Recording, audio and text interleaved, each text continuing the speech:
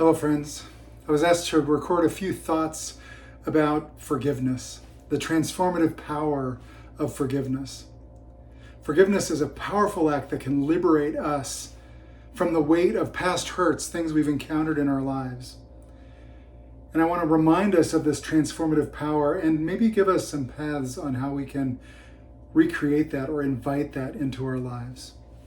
Recently, I'd been working with a client, and this particular client had some traumatic experiences in his childhood and had seen counselors multiple times.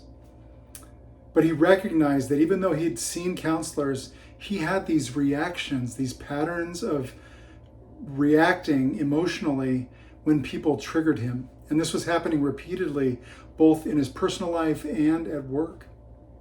And he didn't want to feel those big feelings anymore. Now, I've heard it said that refusing to forgive someone is like drinking poison and hoping and praying it harms the other person. When we hold on to those grudges and resentments, it creates internal conflicts that prevents us from truly connecting with other people and from healing ourselves. So I want to give us a few steps, things to think about in order to step more fully into forgiveness. The first step, or the first notion I want to give you, is the idea of self-reflection and acceptance. Engaging in some form of reflecting on the emotional impact. What is it we're experiencing in these interactions?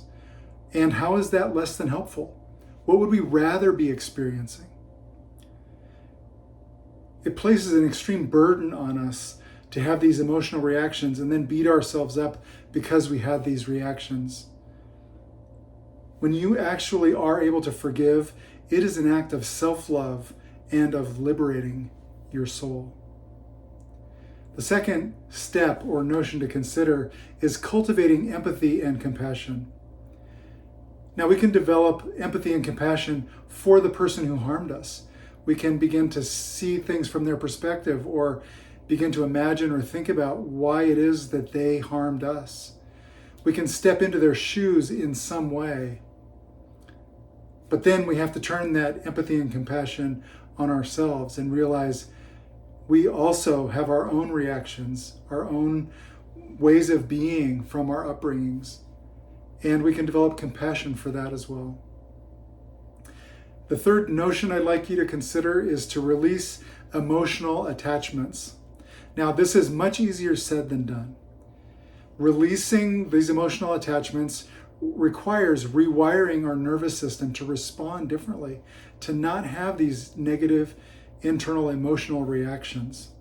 It might involve journaling, therapy, and there might also be some kind of forgiveness ritual that helps us to truly let go. And the last is to set boundaries. Forgiveness does not mean forgetting. We ought not forget, and we also need to set really clear, healthy boundaries to prevent further harm or future harm. We ought not let somebody harm us again just because we forgave them. We can forgive and still have healthy boundaries to protect our spirit. Now, my client was courageous and persistent. He engaged in this work. It was hard work, and it took a long time.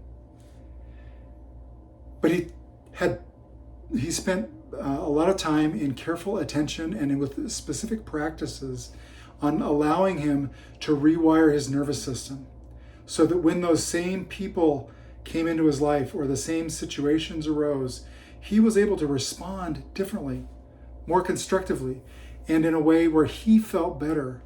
He wasn't trapped by those reactions. He could actually make a choice to respond differently.